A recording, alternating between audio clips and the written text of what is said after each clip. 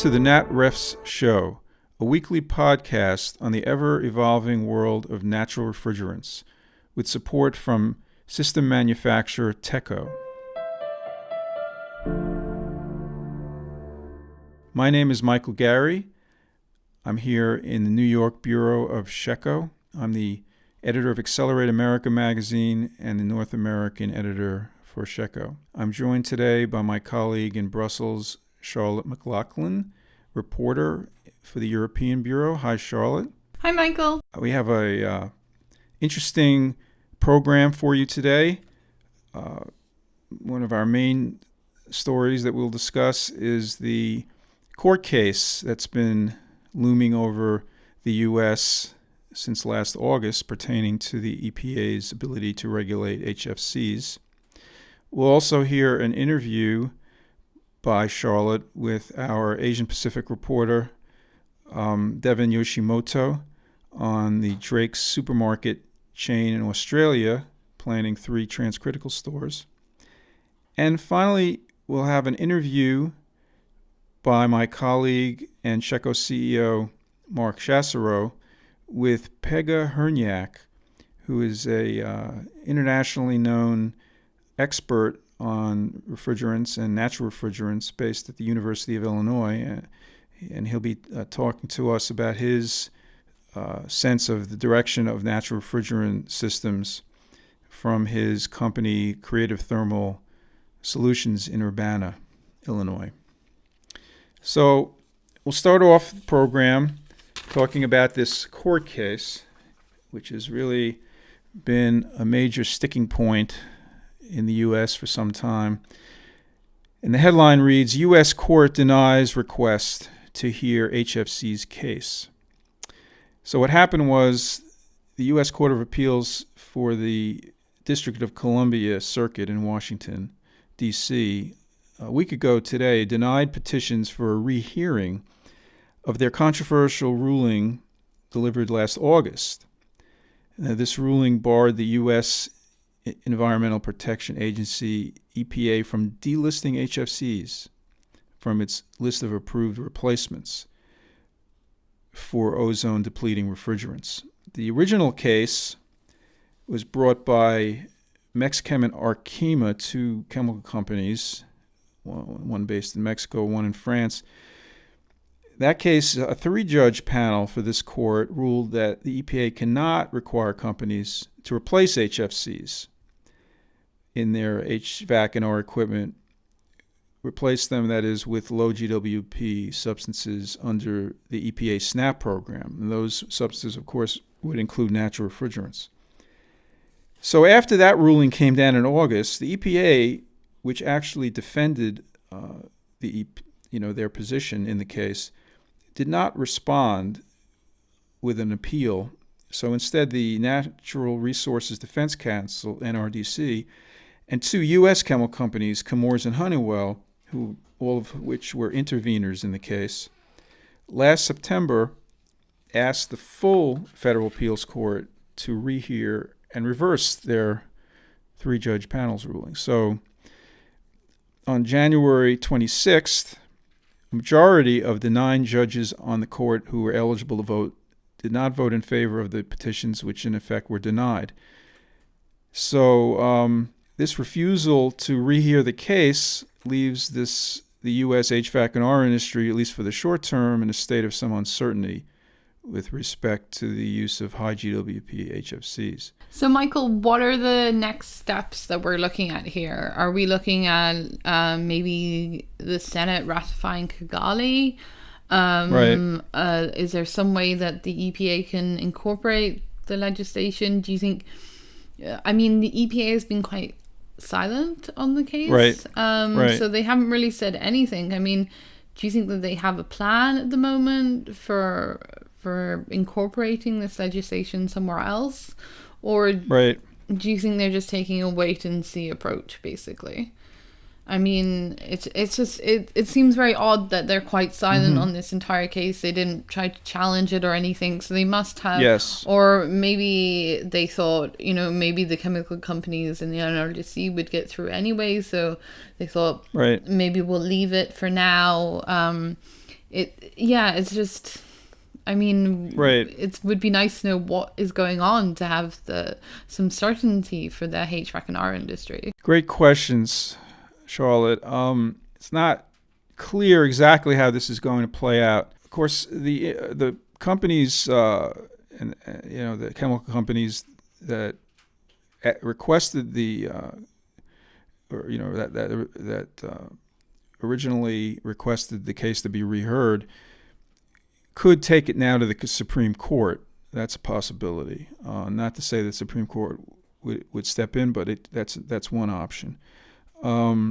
You're right. The EPA. I mean, it's very strange. I mean, the EPA, of course, is well known. The Trump administration has taken basically an anti-regulatory stand on virtually every environmental issue. In this instance, they did, at least initially, defend the original Obama administration ruling on HFCs and the SNAP program.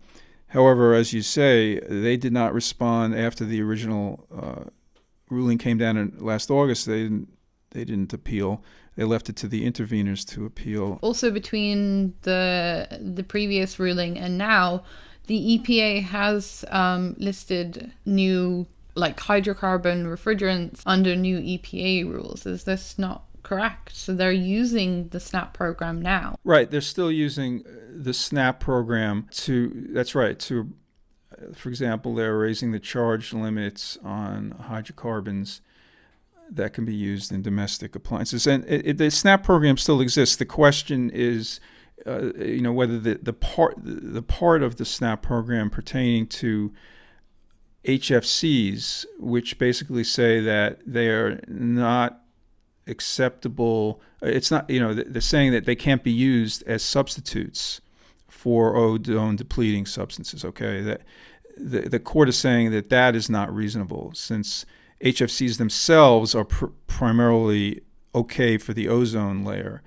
That being the case, the original statute under which the SNAP program was organized was around dealing with just ozone-depleting substances, not global warming pollutants like HFCs. So therefore, the fact that EPA was regulating them on the basis of their high GWPs was not acceptable to the court, because it did not pertain to ODS. So it's really just the SNAP program still exists. It's just that part of it is ineffective. But the situation is still kind of up in the air because, as you mentioned, there's the Kigali Amendment, which, of course, is a global HFC reduction program agreed to by all the countries, including the U.S., in the world. And that is going forward. It's going to take effect for countries that ratified it January 1st next year, because it passed the 20-country ratification threshold last fall. So if the U.S. were to ratify Kigali, that is to say the Senate, then we'd be back at square one, and we'd be able to regulate HFCs the way we were, because the Senate would have spoken on the issue, and they would be obliged to follow suit with the Kigali requirements of HFC reduction. The Trump administration did make a statement a few months ago at the Montreal Protocol meeting saying that they would look at ratifying the Kigali Amendment. They would take steps towards that. We haven't heard anything since then, but that was certainly an encouraging remark at the time. And if they go forward, then of course this court decision will become moot. And I think that is really what people are looking at now. I mean, as Dave Doniger of the NRDC pointed out, really the environmentalists in the U.S. as well as the chemical companies are all on the same page about wanting to ratify Kigali and regulate and phase down HFCs. So there's a lot of unanimity on this matter, and it seemed that it's certainly moving in the direction of HFC reduction, even though, and notwithstanding this sort of temporary roadblock put up by the court here. So that's kind of how I would see it, that it's really just a matter of time before at least in this instance, the U.S. gets on board with the rest of the world, even though, of course, Trump announced that he's withdrawing from the Paris Accord. But in this case, it doesn't. But also on that, the Paris Accord, I saw something recently that Trump said he had an interview with a British journalist about the Paris Agreement, and he said he might look at finding a way back in. So I think that maybe also the backlash against exiting the Paris Agreement, and also since Syria is going to join, Nicaragua is also joining. So really, the U.S. would be the only country in the world not in the Paris Agreement. I think even that administration sees it as kind of odd not to have like a seat at the table somehow with the Paris Agreement. So maybe he'll find a way back in. We should always be hopeful that there's a possibility. That's right. Trump did make that remark about Paris, but you never know what he's ultimately going to do.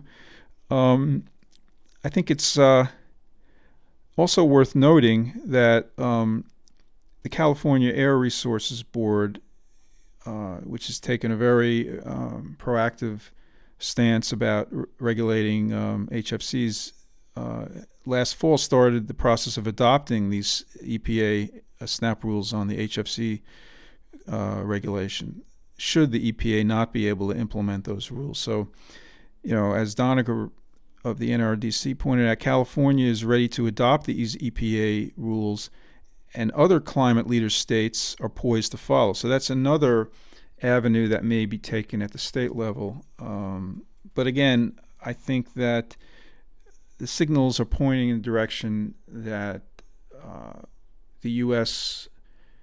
will probably follow and ratify Kigali at some point. It's hard to say when, because there's so much uncertainty and turmoil right now in the U.S. But as we've noted, the industry, chemical industry, as well as the environmental players are all aligned on the need to join the rest of the world in reducing and phasing down HFC. So I think that's ultimately where it's going to go, notwithstanding this case that and the decision not to rehear it. So that's kind of where I see it, and that's my story, and I'm sticking with it. So moving on, we're going to now hear an interview by Charlotte with our Asian Pacific reporter, Devin Yoshimoto, on an interesting story that's appearing in the new Accelerate Australia New Zealand magazine about Drake's Supermarkets, which is planning to install transcritical systems in 3 of its stores. So we'll now hear that interview. So I'm here with Devin Yoshimoto from our Tokyo office, and he's going to tell me more about the Drake's supermarket in Australia, one of the biggest retailers, I understand, in Australia, who are looking to install CO2 transcritical. Yeah, well, Drake's is a really important story that we just covered in our latest issue of Accelerate Australia, which was just published this week.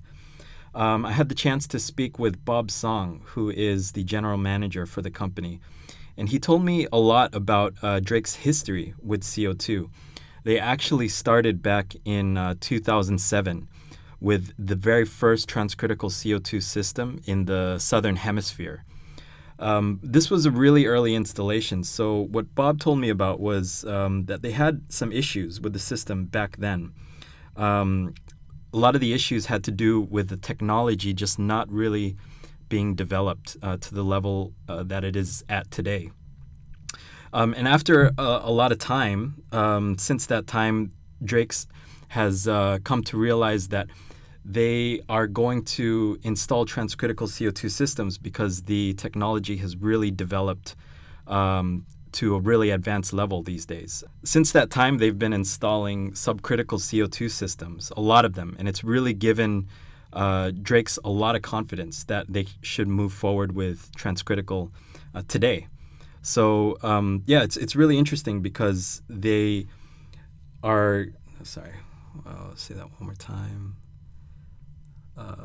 It's really interesting because Bob was really confident and he really believed in transcritical CO2 because the issue was with the technology in the old days when they went with that first system. But he was really impressed at that time with the power and the efficiency that he saw with the system.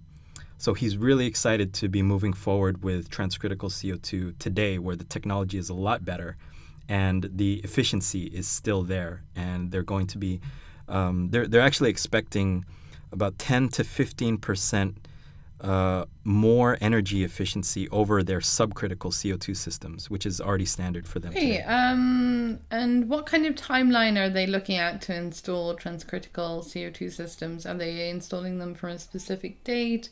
Or are they going to try out a few and then see how it goes? What are their plans for the future? Yeah, well, they're actually installing 3 new transcritical CO2 systems. The stores are actually scheduled to open this month in February.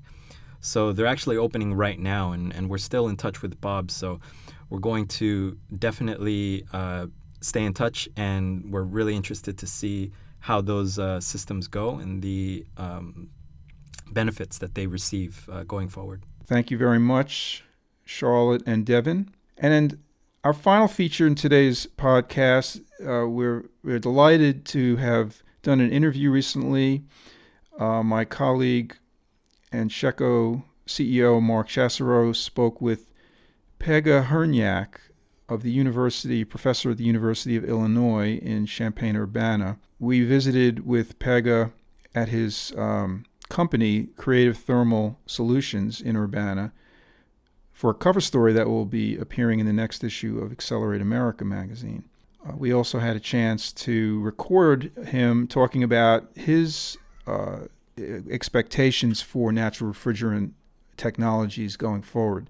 So we'll hear now that interview with Pega and Mark. Hey, hi everyone, Mark Chassereau from Sheco in Urbana, Illinois, just south of Chicago, together with Pega Hrnjak, the great Pega Hrnjak, Professor Pega Hrnjak, and also entrepreneur who set up the famous CTS, Creative Thermal Solutions. We're here in one of his labs, and we thought it would be a good opportunity to hear from Pega about, you know, where are we now? What's the status in terms of technology development for ammonia, hydrocarbons, and CO2? So maybe, I think you wanted to start off with ammonia. On the low charge ammonia, what's going on in that space? I think what is in ammonia business, in development in ammonia technology, the most important is charge reduction.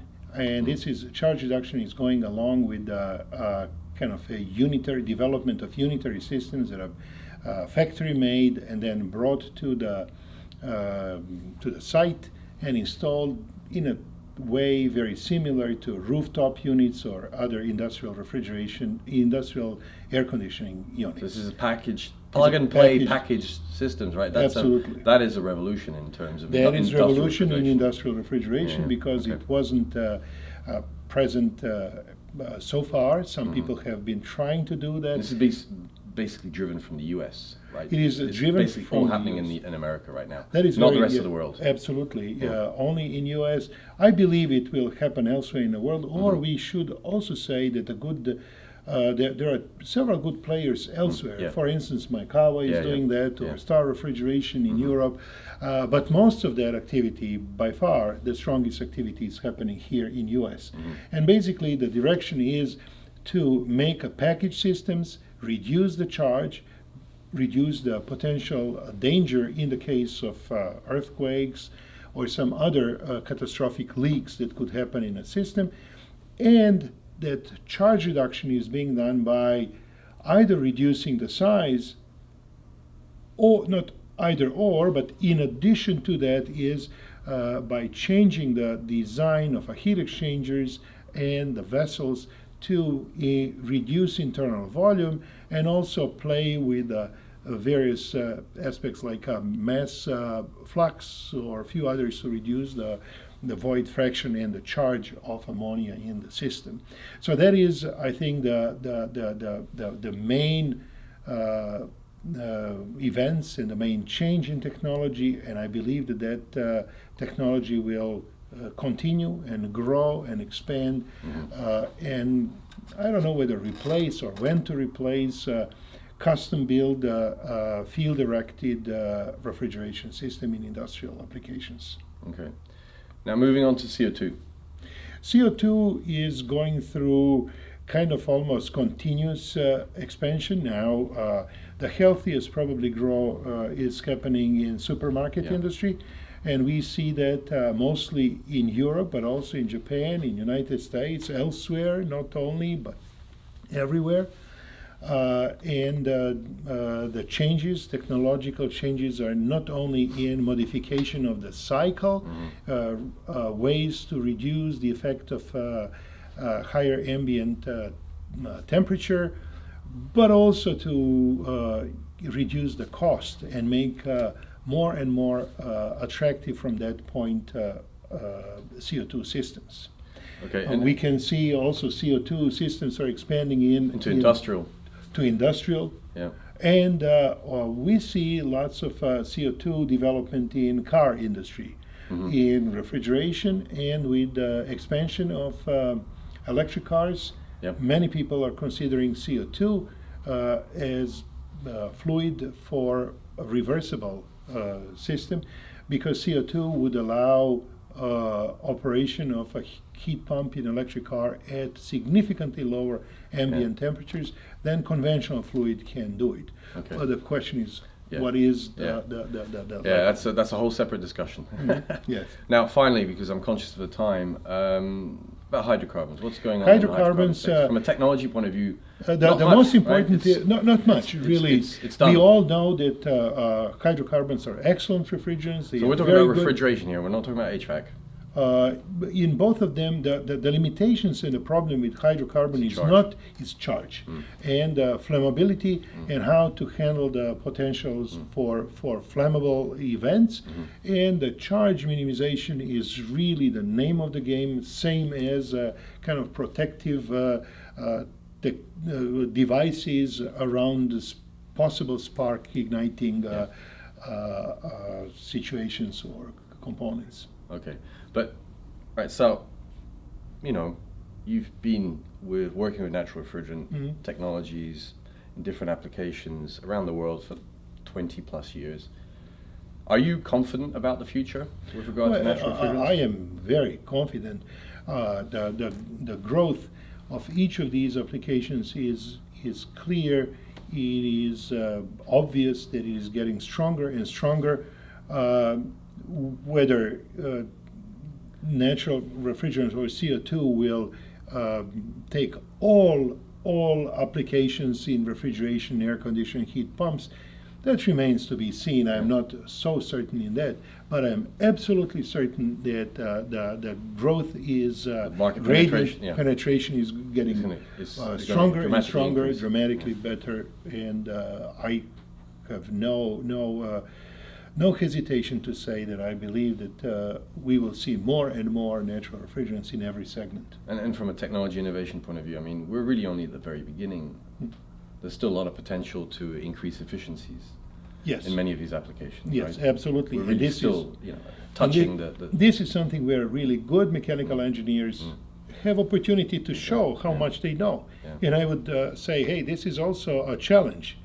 Make it better. Show off yourself. And that innovation is global now, right? You're not just seeing it in pockets anymore. It's just really, you're seeing it in the US, you're seeing it and what in Europe, is important in Asia. is in China. More and China more as a big market now. Now the developments are also happening there, not only from a market point of view, also for R&D, technology, and manufacturing. Okay, so it's becoming a global phenomenon.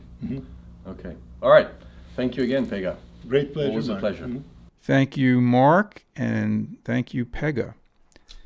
All right, well, that wraps up another edition of the NatRefs Show. I want to thank my colleague Charlotte and Mark, as well as Pega and also Devin in Tokyo for their contributions. And thanks to our listeners and we'll see you next time on the NatRefs Show.